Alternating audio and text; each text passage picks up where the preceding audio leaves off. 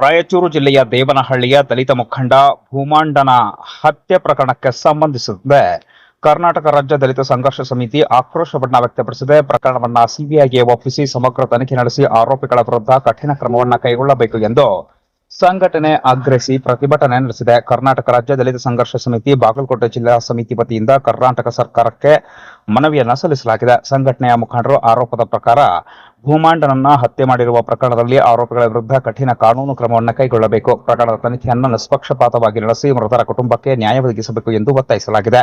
ಘಟನೆಯಿಂದ ಕುಟುಂಬಕ್ಕೆ ಆರ್ಥಿಕ ಹಾಗೂ ಸಾಮಾಜಿಕ ತೀವ್ರ ಸಂಕಷ್ಟ ಎದುರಾಗಿದ್ದು, ಸರ್ಕಾರದಿಂದ ಪರಿಹಾರ ಮತ್ತು ಕುಟುಂಬದ ಸದಸ್ಯರಿಗೆ ಸೂಕ್ತ ನೆರವು ನೀಡಬೇಕು ಎಂದು ಸಂಘಟನೆ ಒತ್ತಾಯಿಸಿದೆ.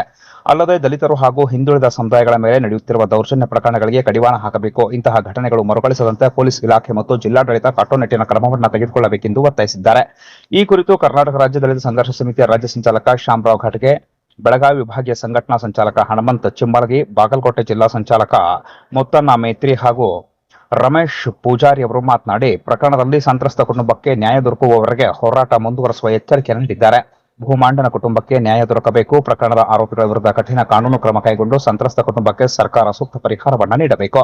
ಭೂಮಾಂಡನ ಹತ್ಯೆ ಪ್ರಕರಣದಲ್ಲಿ ನ್ಯಾಯಕ್ಕಾಗಿ ದಲಿತ ಸಂಘರ್ಷ ಸಮಿತಿ ಹೋರಾಟಕ್ಕೆ ಮುಂದಾಗಿದ್ದು, ಸರ್ಕಾರದ ಮುಂದಿನ ಕ್ರಮದತ್ತ ಈಗ ಎಲ್ಲರ ಗಮನ ನೆಟ್ಟಿದೆ. ಇವತ್ತು ರಾಯಚೂರು ಜಿಲ್ಲೆಯ ದೇವದೂರು ತಾಲೂಕಿನ 14 ಗ್ರಾಮದ ದಲಿತ ಯುವಕ ಭೂಮಾನಂದನ ಕೊಲೆಯನ್ನು ಖಂಡಿಸಿ ಇವತ್ತು ಜಮಖಂಡಿಯಲ್ಲಿ ಪ್ರತಿಭಟನೆಯನ್ನು ಹಮ್ಮಿಕೊಳ್ಳಲಾಗಿದೆ.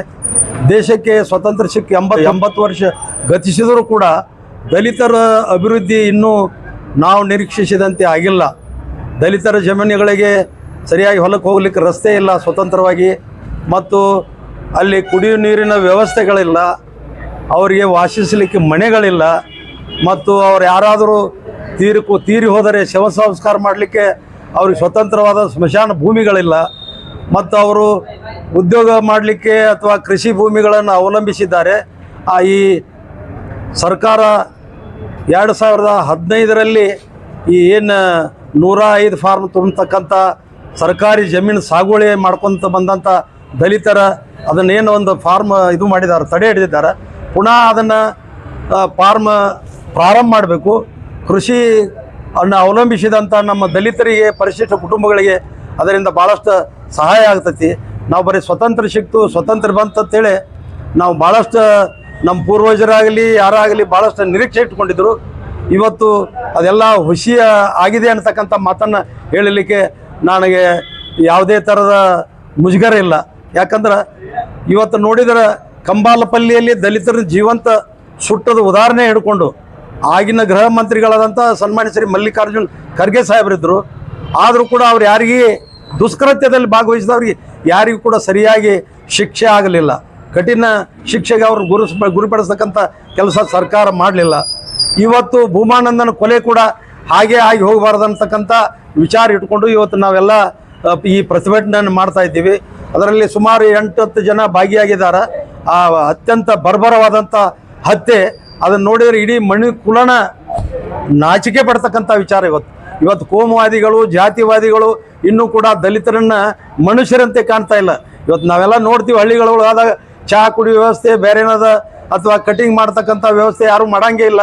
ಇಂಥವೆಲ್ಲ ನೋಡಿದರೆ ಸರ್ಕಾರ ಏನು ಮಾಡ್ತಾ ಇದೆ ಅಂತೇಳಿ ನಾವು ಪ್ರಶ್ನೆ ಮಾಡಬೇಕಾಗ್ತದೆ. ನೀವು ಬರೀ ಸ್ವತಂತ್ರ ಬಂತು, ಯಾರಿಗೆ ಬಂತು ಸ್ವತಂತ್ರ?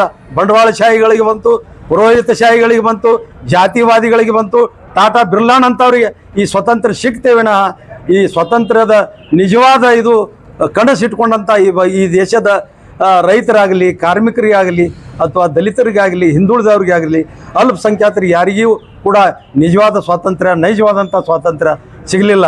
ಇಂಥ ಒಂದು ಅಮಾನವೀಯ ಕೃತ್ಯ ನಡೆದರೂ ಕೂಡ ಗೃಹ ಸಚಿವರು ಇನ್ನೂವರೆಗೂ ಕೂಡ ಆ ಕುಟುಂಬಕ್ಕೆ ಸಾಂತ್ವನ ಕೂಡ ಹೇಳಿಲ್ಲ.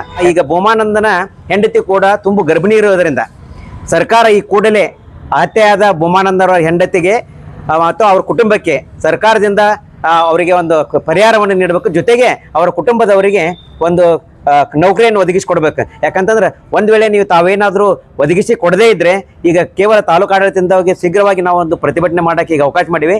ಪ್ರತಿ ಜಿಲ್ಲೆಯಲ್ಲಿ ನಮ್ಮ ರಾಜ್ಯ ಸಂಚಾಲಕರ ಒಂದು ಆದೇಶದ ಮೇರೆಗೆ, ಶ್ಯಾಮರಾವ್ ಘಾಟ್ಗೆ ಸರ್ ಅವರ ಆದೇಶದ ಮೇರೆಗೆ ಪ್ರತಿ ಜಿಲ್ಲೆಯಲ್ಲೂ ಕೂಡ, ಪ್ರತಿ ತಾಲೂಕಿನಲ್ಲೂ ಕೂಡ ಉಗ್ರವಾದ ಪ್ರತಿಭಟನೆ ಮಾಡುವ ಮೂಲಕ ಭೂಮಾನಂದವರಿಗೆ ನ್ಯಾಯ ಕೊಡಿಸುವವರೆಗೂ ಕೂಡ ನಾವು ಉಗ್ರವಾದ ಪ್ರತಿಭಟನೆಯನ್ನು ಮಾಡುತ್ತೇವೆ ಅನ್ನೋ ಮಾತನ್ನು ಕೂಡ ಈ ಸಂದರ್ಭದಲ್ಲಿ